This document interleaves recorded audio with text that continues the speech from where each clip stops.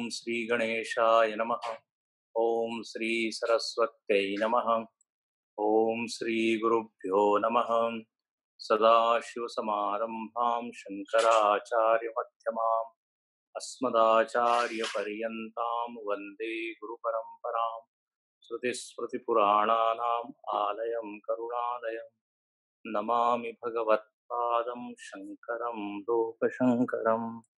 शङ्करं शङ्कराचार्यं केशवं बादरायणं सूत्रभाष्यकृतौ वन्दे भगवन्तौ पुनः पुनः।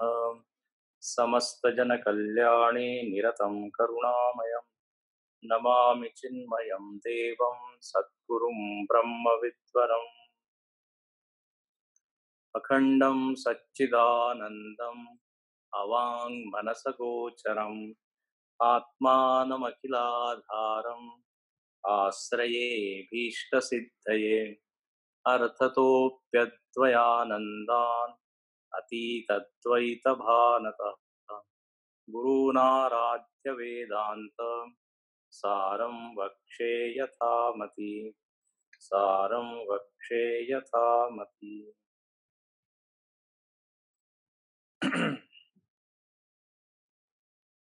पुत्रात्मा ते शून्यात्मा आपण पाहिलं की लोकांनी आत्म्याबद्दल विविध कल्पना केलेल्या आहेत, त्यांची समज तशी झालेली आहे आणि वेदांताच्या दृष्टीने याला म्हणू हे सर्व अध्यारोप आहे, अध्यस्त आहे। एक अधिष्ठान आत्मा जो आहे त्याच्यावर भासणारे हे वेगवेगळे विविध रूप आहे। पुत्रात्मा ते शून्यात्मा सारे आहे अनात्मा। मग आता आत्मा काय आहे? जर शरीर आत्मा नाही, इंद्रिय आत्मा नाही, प्राण आत्मा नाही, तर मग आत्मा कोणाला म्हणावं? आपली आज जी समजूत आहे स्वतःबद्दल हीच आहे की मी इंद्रिय, प्राण, शरीर, मन, बुद्धी आहे। या सर्व वस्तूंना जर बाजूला केलं तर मग आता काय शिल्लक उरेल? काही लोकांना वाटतं की सर्व जर बाजूला केलं तर नुसतं शून्य उरेल, कारण आपल्याला याच्या पलीकडे आणखीन काही आहे हे याच्यावर कधी विचार केलेला नाही। अनुभव तर आहे आपल्याला, पण कधी तिकडे लक्ष दिलेलं नाही। तर इथे म्हणतात की मी कोण आहे? त्यामुळे नित्यशुद्ध आत्मा अनुभव आहे। 160वी ओवी पहा, पुत्रात्मा ते शून्यात्मा सारे आहे अनात्मा नित्य शुद्ध आत्मा अनुभव आहे। आत्मानुभव खरं म्हणजे सगळ्यांनाच आहे। अनुभव शब्द भू धातूपासून बसलाय, भू बनलाय, भू सत्तायाम। भू म्हणजे अस्ति, आहे। जी वस्तू आहे जेव्हा त्याची जाणीव आपल्याला होते त्याला म्हणतात अनुभव। अनु म्हणजे पश्चात, नंतर। ती वस्तू आहे, त्या वस्तूला जर मी समजलं किंवा जाणलं तर मी त्याला म्हणेन अनुभव झाला मला। तर अनुभव शब्दामध्ये इथे असं आहे की ज्ञानानंतर आत्मा प्रवेश करेल शरीरामध्ये आणि मग मला त्याची जाणीव होईल असं नाहीये। तो आधीच आहे, जेव्हा जाणीव मला होते तेव्हा आपण म्हणतो अनुभव। जेव्हा त्याचा महिमा महती त्याची आपल्याला माहित नाही तेव्हा आपण म्हणतो अरे मला तर अनुभवच नाहीये। खरं म्हणजे अहमस्मी अनुभव तर सगळ्यांनाच आहे, मी आहे। म्हणून हस्तामलकाचार्यांनी म्हटलेलं आहे नित्योपलब्धी स्वरूपोहम आत्मा। मी नित्य उपलब्धी स्वरूप आत्मा आहे, अनुभव रूप आत्मा आहे। असं कोणीच म्हणू शकत नाही की त्याला आत्म्याचा अनुभव नाहीये. हां, हे आपण म्हणू शकतो, की आत्म्याचं जे महात्म्य आहे, आत्म्याचं जी जी शोभा आहे त्याची, त्याचं जे सौंदर्य आहे ते माहीत नाही. तर जेव्हा आत्मानुभव शब्द आपण म्हणतो, यांना आत्मानुभव झाला, आत्मसाक्षात्कार झाला, याचा अर्थ काय? की आत्मा जसा आहे, तसा त्यांनी जाणला. आपण आत्म्याला जाणतो, पण शुद्ध रूपात जाणत नाही. आत्म्याबरोबर इतर अनुभव सुद्धा एवढे जास्त, म्हणजे त्या अनुभवांची गर्दी होते, की शुद्ध आत्मा याची प्रचिती आपल्याला होते. म्हणून आत्म्याबद्दल जे काही सांगितलंय ते आपल्याला नुसती कल्पना वाटते. आत्मा अजन्मा आहे, म्हणजे मी अजन्मा आहे, मी अनंत आहे, मी व्यापक आहे. याचे दोन कारण हे आपल्याला कळत नाही. याचं एक कारण म्हणजे इतकं आपण बहिर्मुखी आहोत.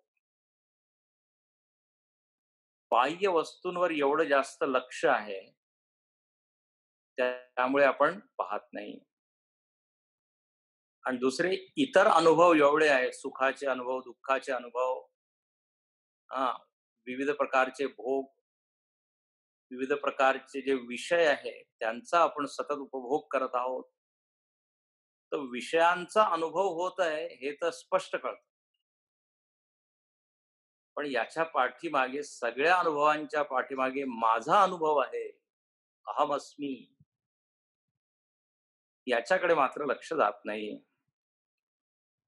म्हणून अनुभव शब्द म्हटला की आपल्याला असं वाटतं की एक दिवस काही विशेष काही घटना घडेले, असं नाहीये.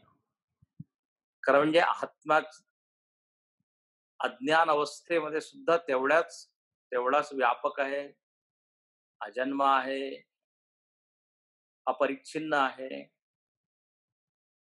पण आपण इतर वस्तूंकडे जास्त लक्ष देतो, म्हणून आपलं हे स्वरूप आपल्याला कळत नाही, झाकलं गेलं. म्हणजे एवढा नित्योपलब्धी स्वरूप ओहमात. दक्षिणामूर्ती स्तोत्रात सुद्धा म्हटलेलं आहे, बाल्यादिष्वपि जाग्रदादिषु तथा सर्वावस्थास्वपि व्यावृत्तासु अनुवर्तमानमहमित्यन्तः स्फुरन्तं सदा.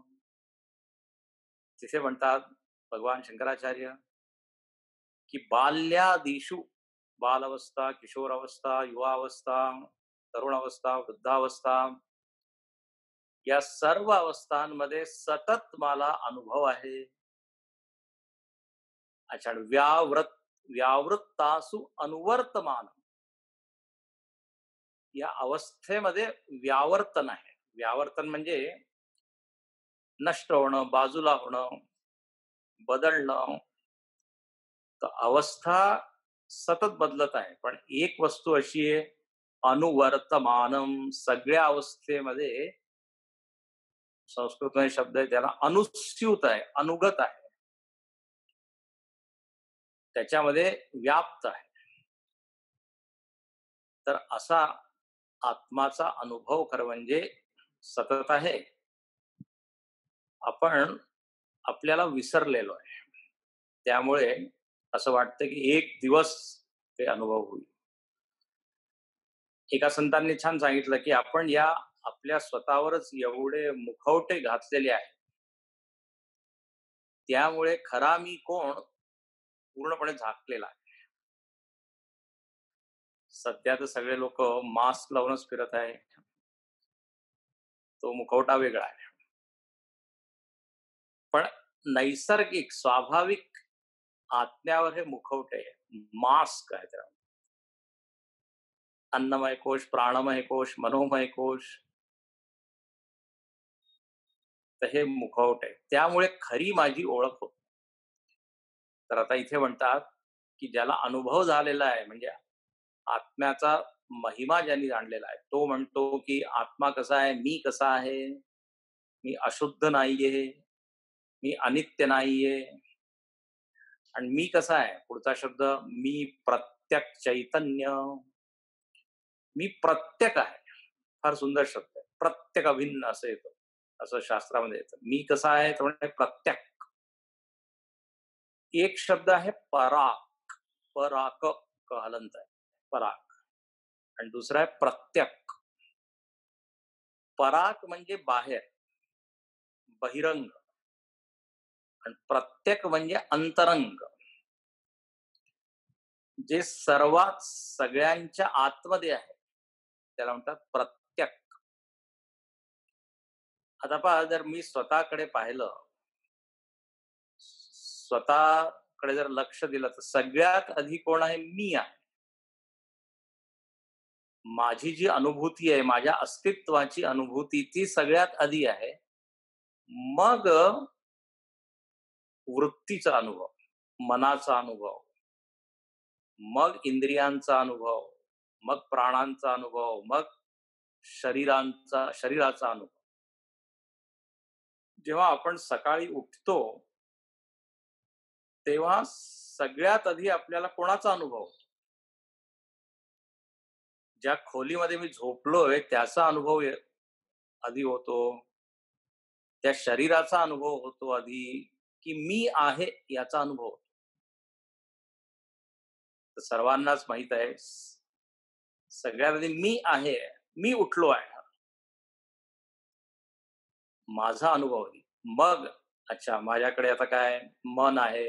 मग मनामध्ये वृत्ती येते, विचार येते, की आता सकाळ झाली, आता चहा पाहिजे.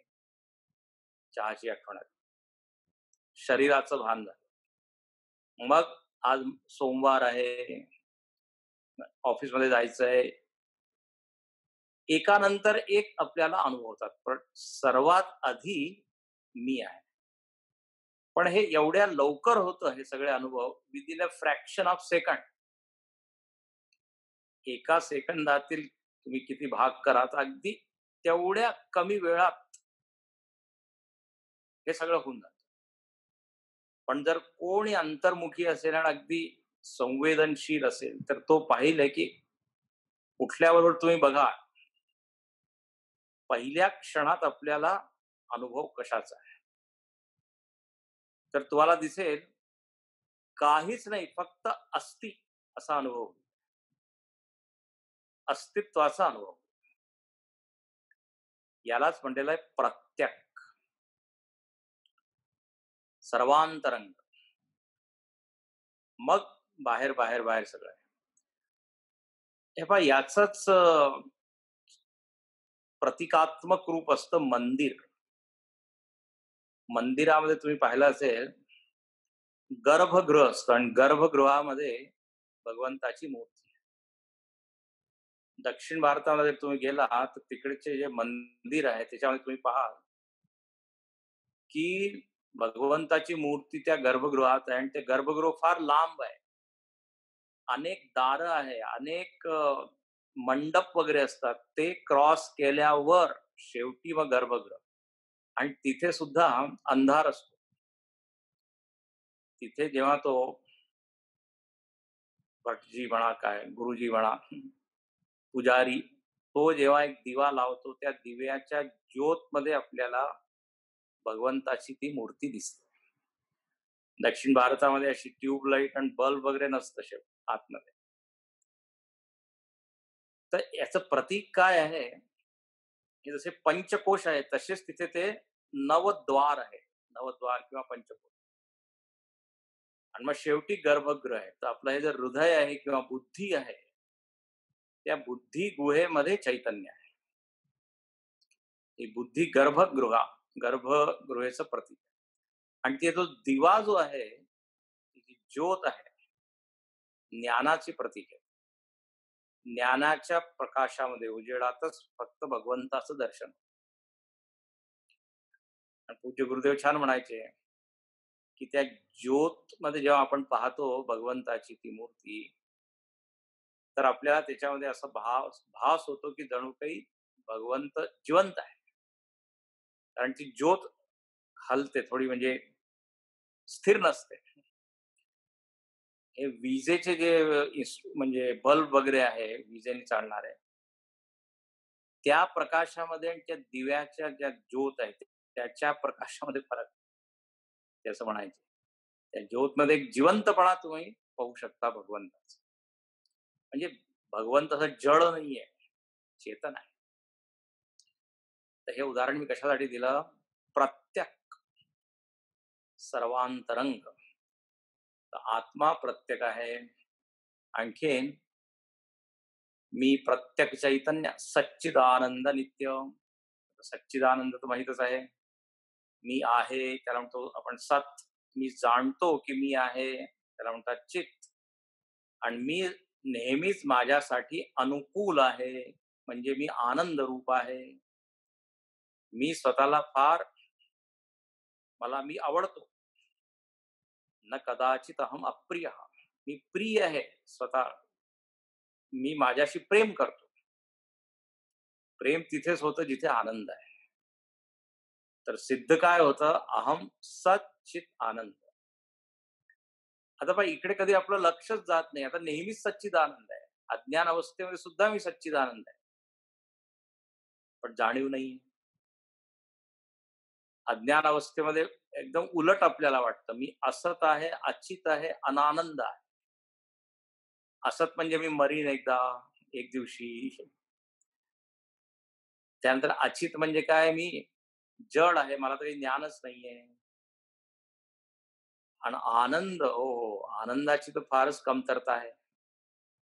जीवनामध्ये दुःखच दुःख आहे आणि आनंद कुठे बाहेरच आहे.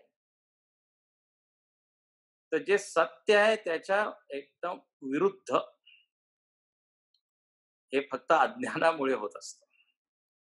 तर इथे म्हणतात, जर तुम्ही आपल्या अनुभवाला पाहिलं तर तुम्हाला दिसेल की सच्चिदानंद, नित्य, अजन्मा. आता एक एक असे शब्द आहे, विश्वास करणं एकदम कठीण होतं. मी अजन्मा आहे. काय म्हणता, आज माझा जे वाढदिवस आहे, तुम्ही म्हणत आहे अजन्मा आहे. वाढदिवस आहे, शरीराचा आहे. म्हणून एकदा पूज्य गुरुदेवांचा वाढदिवस कोणीतरी साजरा करत होते, म्हणजे लोक, भक्तजन, भक्त लोक, जन्मदिन. ते म्हणाले की you are celebrating birthday of unborn. अजन्मा जो आहे त्याच तुम्ही जन्मदिन साजरा करता. तर आत्म्याचा तर जन्म होत नाही. तर्काने हे सिद्ध होतं. आता इथे सध्या वेळ नाही, तो प्रसंगही नाही.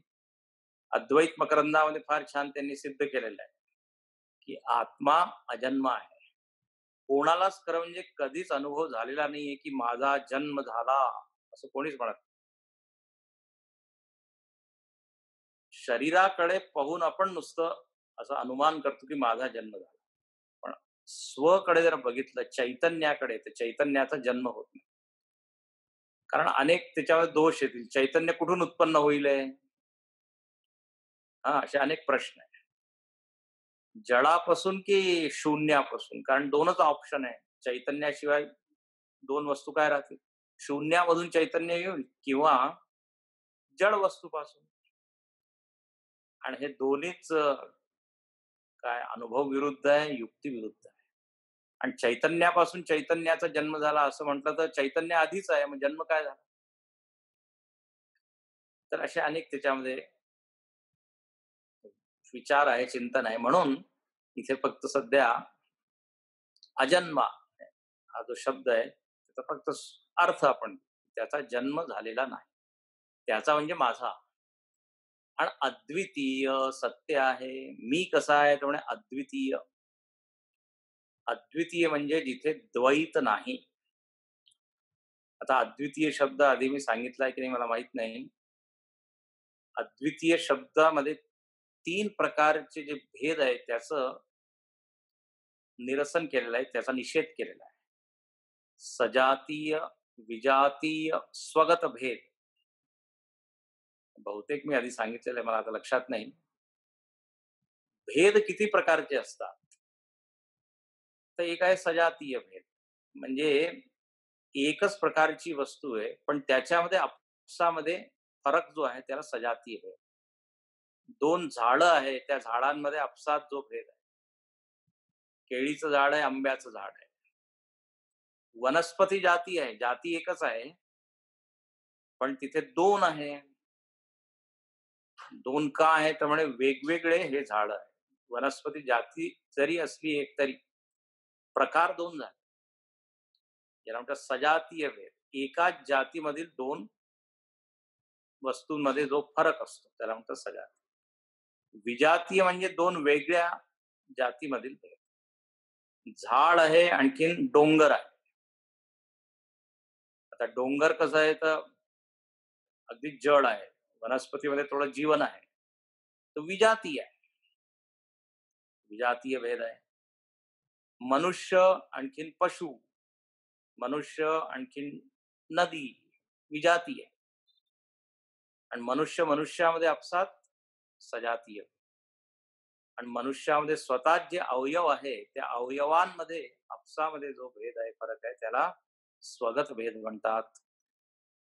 तर इथे सांगितलेलं असं आहे की चैतन्याचं काही सजातीय नाही, की अनेक प्रकारचे चैतन्य आहे असं नाही. चैतन्याचं विजातीय सुद्धा नाही. विजातीय चैतन्याचं विजातीय होईल जड. आणि ते जड खरं म्हणजे सत्य नाहीये, नुसतं एक आभास आहे. म्हणून चैतन्याचा विजातीय काही खरी वस्तू नाहीये. चैतन्य एकटाच आहे, त्याच्यावर जड वस्तूचा एक आभास आहे. त्याला म्हणून आपण मोजू नाही शकत. चैतन्य आणि जड, जी वस्तू मिथ्या असते त्याची मोजणी होत नाही. जसं मी उदाहरण दिलं होतं, आरशामध्ये आपण जेव्हा पाहतो आपल्याला, तर आपण असं नाही म्हणत की मी 2 झालो किंवा माझे 2 रूप आहे. तिथे मी एकच असतो. तर विजातीय नाहीये चैतन्याचं. जड आहे, पण ते जड म्हणजे सत्य नाही. विजातीय भेद नाही. आणि स्वगत भेद. चैतन्य निरवयव आहे. निरवयव म्हणजे त्याच्यामध्ये काही अवयव नाही, अंग नाही. म्हणून त्याच्यामध्ये विभागणी करू शकत नाही, की वरचा भाग, खालचा भाग, डावा बाजू, डावी बाजू, उजवी बाजू. तर स्वगत भेद राहील. म्हणून अद्वितीय आहे. कोणत्याच प्रकारची द्वितीयता, कोणत्याच प्रकारचं द्वैत, दुसरंपणा ज्याला म्हणतात, नाहीये. म्हणून अद्वितीय. तर अजन्मा अद्वितीय सत्य आहे. असं हे चैतन्य, हे सत्य आहे. आणखीन ते चैतन्यच मी आहे. आता याच्याकडे आपण जर लक्ष दिलं तर आपल्याला हे सगळे जे शब्द आहे अगदी खरे वाटते. त्यासाठी मन शुद्ध करावं लागेल, मन शांत करावं लागेल, आणि पाहावं लागेल. तसं पाहिलं तर वेदांत एवढं सोपं आहे, म्हणजे कारण इथे काही करायचं नाहीये, फक्त पाहायचं आहे. ते अखंडानंदजी महाराज छान म्हणतात, म्हणे या जीवात्म्याला मला शुद्धात्मा व्हायला किती वेळ लागतो, जीवोहमला शिवोहम व्हायला किती वेळ लागतो. तर ते म्हणतात जसं एक भारतीय मनुष्याला मनुष्य व्हायला किती वेळ लागेल. एक भारतीय व्यक्ती आहे आणि तिला आता जर सांगितलं की तू स्वतःला व्यक्ती म्हणून जाण, किती वेळ लागेल. फक्त भारतीयता जर ती व्यक्तीने सोडली तर काय, ती व्यक्ती आहे. तर जीवत्व जर आपण सोडलं तर त्याच क्षणी आपण कोण आहोत, आत्मा. एवढं सोपं आहे. पण हे सोडणंच तर कठीण आहे. इथे वस्तू प्राप्त करायची नाहीये, वस्तूला फक्त जाणायचं, जाणून घ्यायचं, जाणीव पाहिजे. म्हणून ते हिंदीमध्ये म्हणतात करना नाहीये, जानना आहे. ज्ञात्वा माम शांती मृच्छती. नेहमी गीतेमध्ये, उपनिषदामध्ये ज्ञात्वा शब्द आहे. यच ज्ञात्वा न पुनर्मोहम. ज्याला जाणल्यावर मग काही उरत नाही.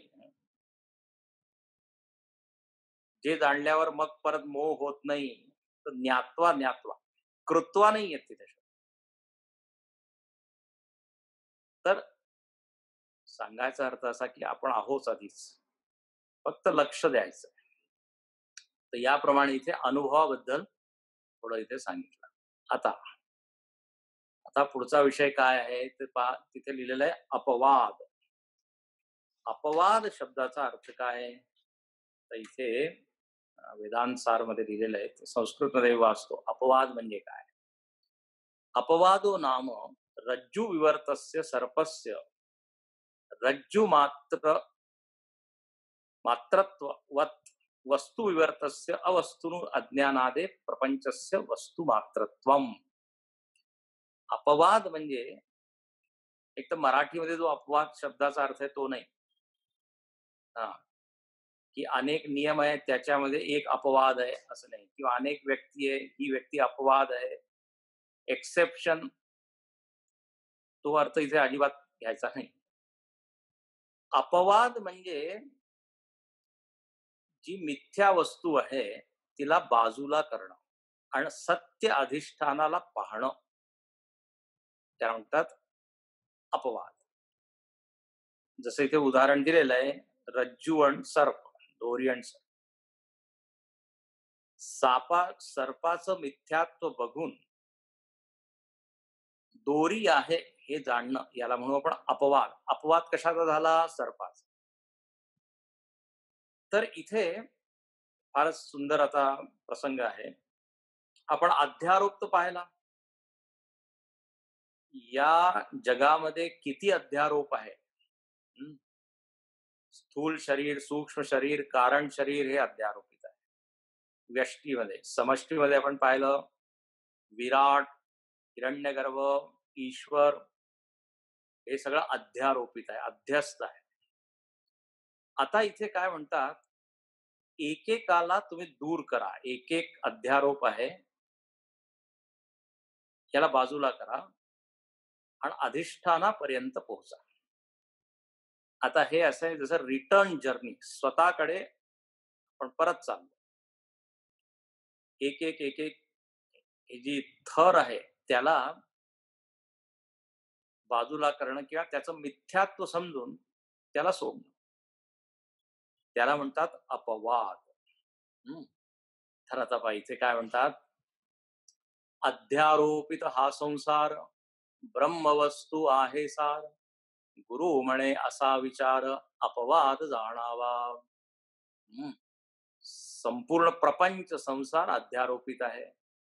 अच्छा, अध्यारोप म्हटलं की अधिष्ठान काय आहे याचा विचार करावा लागेल. आपण म्हटलं की भ्रांती आहे, भ्रम आहे, तर कशावर भ्रम आहे? लक्षात ठेवा, भ्रम जे असतं ना ते निरधिष्ठान नसतं. भगवान शंकराचार्य नेहमी म्हणायचे, निरधिष्ठान कुतो भ्रांती. बौद्ध लोक म्हणतात शून्य आहे, भ्रम आहे, नुसतं भ्रम आहे, शून्य आहे. पण ते विचारत होते, म्हणजे विचारायचे की कशावर भ्रम आहे. आता पहा, सर्पाचा भ्रम आहे, सापाचा भ्रम आहे, तर शून्यामध्ये तर भ्रम नाही होणार ना, ते अधिष्ठान पाहिजे. आपण चित्रपट पाहतो, सिनेमा पाहतो, सिनेमा म्हणजे काय, भ्रमच आहे, भ्रांती दर्शन आहे ते. पण त्या भ्रांती दर्शनासाठी एक पडदा पाहिजे ना, अधिष्ठान. मृगजळ अध्यारोपित आहे, भ्रम आहे, पण त्यासाठी अधिष्ठान पाहिजे. अधिष्ठानाशिवाय अध्यस्त होऊ शकत नाही. तर इथे छान सांगितलंय की जर संपूर्ण प्रपंच, व्यष्टी प्रपंच, समष्टी प्रपंच सगळं अध्यारोपित आहे, तर मग अधिष्ठान काय आहे? त्यामुळे ब्रह्म आहे. याला इथे दोन शब्द दिले आहेत. सर्व प्रपंच किंवा जग काय असार आहे, असार, निस्सार, असार, म्हणजे सत्य नाहीये, त्याच्यामध्ये काही तत्व नाहीये. तुम्ही जर त्याला स्पर्श केलं काही तुम्हाला मिळणार नाही. शेवटी काय राहील तर म्हणे ब्रह्म चैतन्य, सारासार विचार, सारासार विवेक, समर्थ रामदास स्वामींनी म्हणतात. तर संपूर्ण अध्यारोपित जग असार आहे आणि अधिष्ठान सार आहे. हा, आता अध्यारोपापासून आपल्याला जायचं या अधिष्ठानाकडे. तर आता आपण सुरुवात करू. अगदी आउटर मोस्ट लेयर, सगळ्यात बाह्य काय वस्तू आहे, अगदी जी स्थूल वस्तू आहे ती काय आहे? तर पहा, संपूर्ण 14 भुवन, तेथील अन्न भोजन, सकल भोगायतन, पंचीकृत भूत केवळ. संपूर्ण 14 भुवन, तेथील अन्न भोजन, सकल भोगायतन, पंचीकृत भूत केवळ. आता तुम्हाला माहीतच असेल, आपण आधी वाचलंय, की स्थूल ब्रह्मांडामध्ये 14 भुवन आहे. भूर्भुवः स्वः महः जनः. आणि इथे सगळे जीव राहतात. आणि या जीवाकडे काय आहे? शरीर आहे, स्थूल शरीर आहे. तर स्थूल शरीर राहण्यासाठी स्थूल जग पाहिजे. तर या स्थूल जगालाच आपण म्हणतो ब्रह्मांड किंवा 14 भुवन, अनंत कोटी ब्रह्मांड. तर आता इथे फार छान सांगितलेलं आहे, की हे जेवढं स्थूल प्रपंच आहे, भोगायतन आहे. भोगायतन म्हणजे जिथे राहून आपण भोग करतो. आयतन, आयतन म्हणजे घर, आयतन म्हणजे आश्रयस्थळ. तर स्थूल शरीर भोगायतन आहे. आणखीन स्थूल शरीर जिथे राहतं, संपूर्ण ब्रह्मांड, हे सुद्धा काय आहे? तर म्हणे अध्यारोपित आहे. आता इथे फार एक छान गोष्ट सांगितली, की जेवढे ब्रह्मांड आहे आणि जेवढे स्थूल शरीर आहे, आपण पाहिले होते 4 प्रकारचे जीव आहे. उद्भिज, स्वेदज, अंडज, जरायुज. त्यांचे शरीर वेगवेगळे बनलेले आहे. कोणी अंडापासून उत्पन्न आहे, कोणी मॉइश्चर, ओल्यावापासून, स्वेदज. तर हे सगळेच्या सगळे जे प्राणी आहे, यांचं स्थूल शरीर आहे. आणि जिथे राहत आहे ते सुद्धा स्थूल प्रपंच आहे. आता इथे काय सांगतात, की या सर्व ब्रह्मांड किंवा सर्व शरीरांना जर तुम्ही बघितलं, तर तुम्हाला फक्त काय दिसेल? स्थूल पंचमहाभूत. हे अनंत ब्रह्मांड आहे, अनंत शरीर आहे. हे सगळेच्या सगळे शेवटी काय आहे? स्थूल पंचमहाभूताचे विविध रूप आहे. तर आपण याला असं म्हणू शकतो, की स्थूल पंचमहाभूतावर सगळेच्या सगळे हे जे रूप आहे, आकार आहे, ते आरोपित केलेले आहे. आता या ब्रह्मांडाकडे तुम्ही पहा आणि असा विचार करा, की हे आहे फक्त पंचमहाभूत, स्थूल पंचमहाभूत.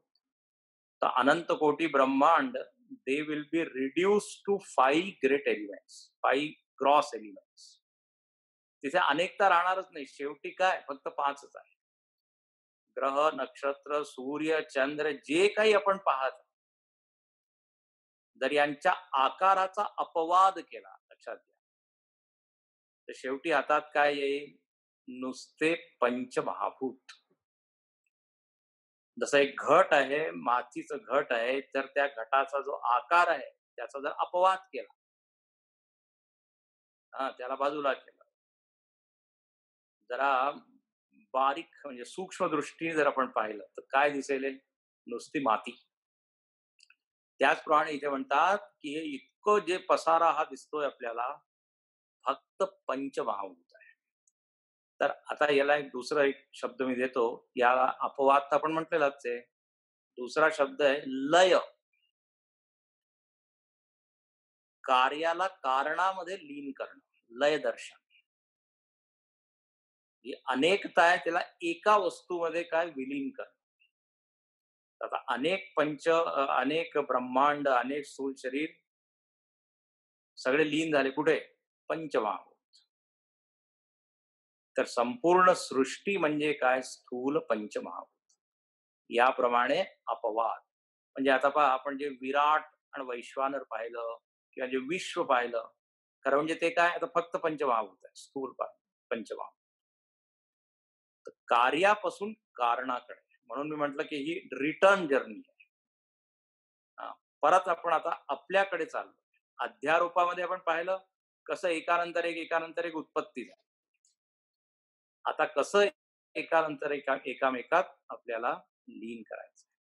ते आता आपण पुढे आणखीन पाहू. रोज आपण झोपेमध्ये खरं म्हणजे हेच काम करत असतो. हां, स्थूल शरीर, सूक्ष्म शरीर सगळं काय त्याचं भान विलीन होतं. जेव्हा आपण साधनेच्या द्वारे हे करतो त्याला म्हणतात लय दर्शन. फारच छान साधना आहे. पुढे आपण पाहू पुढच्या वर्गात. ओम पूर्णमदः पूर्णमिदं पूर्णात् पूर्णमुदच्यते पूर्णस्य पूर्णमादाय पूर्णमेवावशिष्यते. ओम शांती शांती शांती. हरि ओम. श्री गुरुभ्यो नमः. हरि ओम.